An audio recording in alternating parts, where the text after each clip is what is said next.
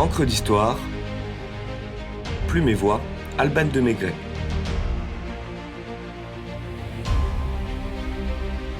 Les Camondos, conte tragique des mille et une nuits.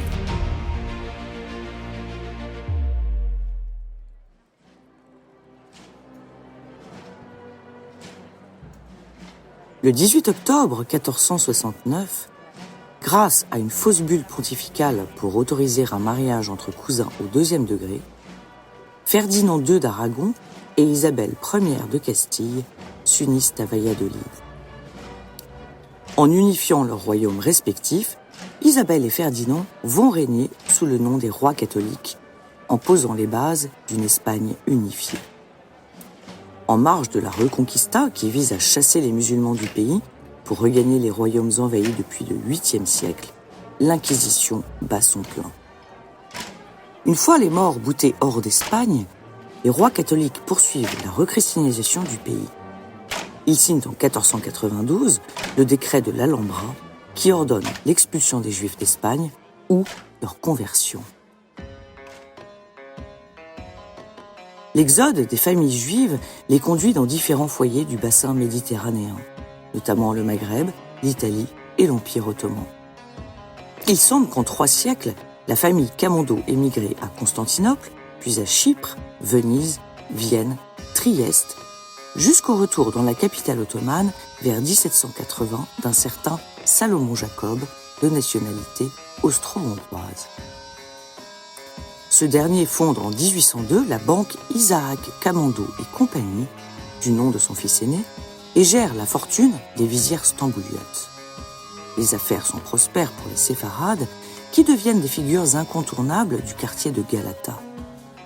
Isaac meurt en 1832, sans descendance. Et son frère, Abraham Salomon Camondo, devient l'unique héritier de la banque familiale. C'est avec lui que commence réellement l'aventure exceptionnelle des Camondos. Abraham Salomon participe aux grandes réformes de l'administration ottomane, les Tanzimat, instaure le système bancaire moderne et obtient du sultan Abdulaziz le droit d'acheter des biens immobiliers, privilège rare pour un étranger.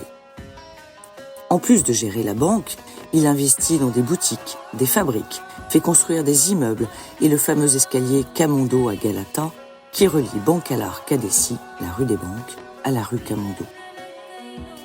Avec son fils Raphaël Salomon et ses petits-fils Abraham Béor et Nissim, il crée des relations financières étroites entre l'État ottoman et les puissances européennes. Un trait d'union entre la Sublime Porte et l'Occident. À la tête d'un empire colossal, les Camondos soutiennent de leur denier la guerre de Crimée, encouragent le risorgimento italien, favorisent la société des tramways de Constantinople, enrichissent les relations extérieures du pays, impulsent la modernité et l'ouverture, tant dans le tissu urbain que dans les institutions locales.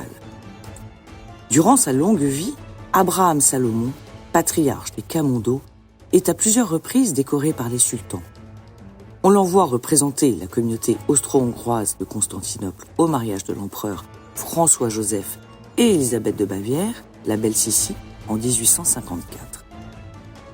Ayant adopté la nationalité italienne lorsque Venise, perdue par les Autrichiens, a été rattachée au jeune royaume d'Italie en 1866, Victor Emmanuel II lui confère le titre héréditaire de comte en reconnaissance de son soutien généreux à l'unification.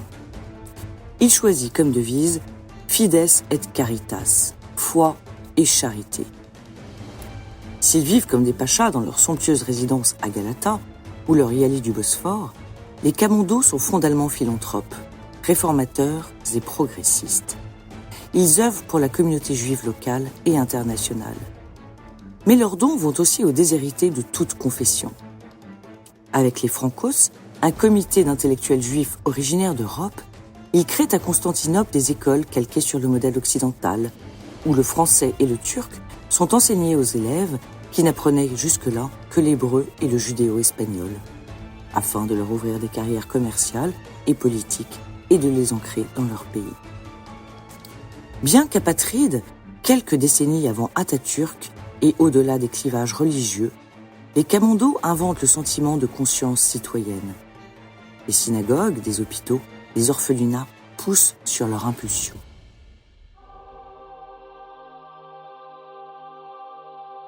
Ils interviennent auprès des Rothschild de Londres pour qu'ils fassent pression sur les autorités concernées et mettent fin au massacre des Juifs à Damas ou à Rhodes. Pourtant, la frange conservatrice de la communauté séfarade turque alimente des hostilités à l'égard du clan Camondo, qu'ils accusent de prosélytisme chrétien. Convaincu d'y trouver des idées plus ouvertes, Abraham Salomon décide en 1868 de s'installer avec les siens à Paris, tout en conservant le siège de la banque à Constantinople. Déjà âgé de 87 ans, veuf, privé de son fils unique mort 2 ans auparavant et de sa petite-fille Rebecca, ce sont ses 2 petits-fils, Abraham Béor et Nissim, qui comptent désormais. Leur réputation et leurs relations les font vite devenir les banquiers de l'impératrice Eugénie. Ils financent une partie du canal de Suez, s'associent aux frères Pereire, à la famille Erlanger, sont membres du Conseil de Paris-Bas, des raffineries d'Égypte, du chemin de fer portugais, etc. Et se fondent dans la vie parisienne mondaine de la Belle Époque, tout en déplorant un antisémitisme ambiant.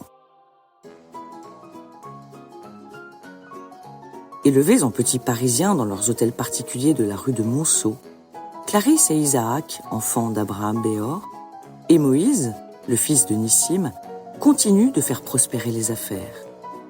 Ces personnages quasi proustiens s'éloignent progressivement du judaïsme et des traditions familiales. Ce sont pourtant eux qui ont le plus à souffrir de leurs origines séfarades. L'affaire Dreyfus et la plume ouvertement antisémite d'Édouard Drummond attisent la haine pour ces Juifs du Levant. Isaac et Moïse de Camondo, les hommes de la 4e génération, vont s'investir dans le mécénat et les collections d'art, sans pour autant mettre en péril la fortune familiale. Isaac, féru de musique, proche de Gabriel Fauré et Claude Debussy, aide au financement du théâtre des Champs-Élysées, réunit du mobilier du XVIIIe siècle, des toiles impressionnistes, des œuvres d'art asiatiques et des sculptures du Moyen-Âge à la Renaissance. N'ayant pas d'enfant légitime, il lègue ses biens à l'État français.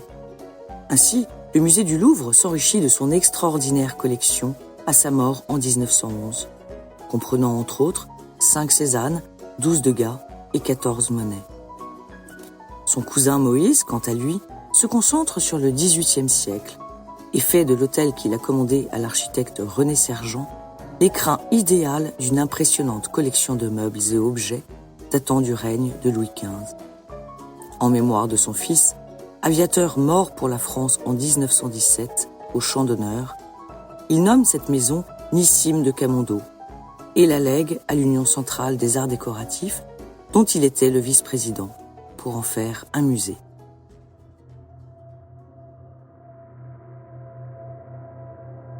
Le dernier des Camondo meurt en 1935, avant de connaître l'horreur de la guerre et les convois qui emmèneront à jamais sa fille Béatrice, son gendre Léon Reynard et ses petits-enfants Fanny et Bertrand à Auschwitz.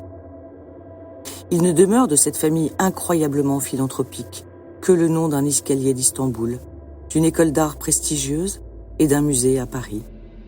La famille de Camondo a tout donné à ses pays d'adoption et a été sacrifiée.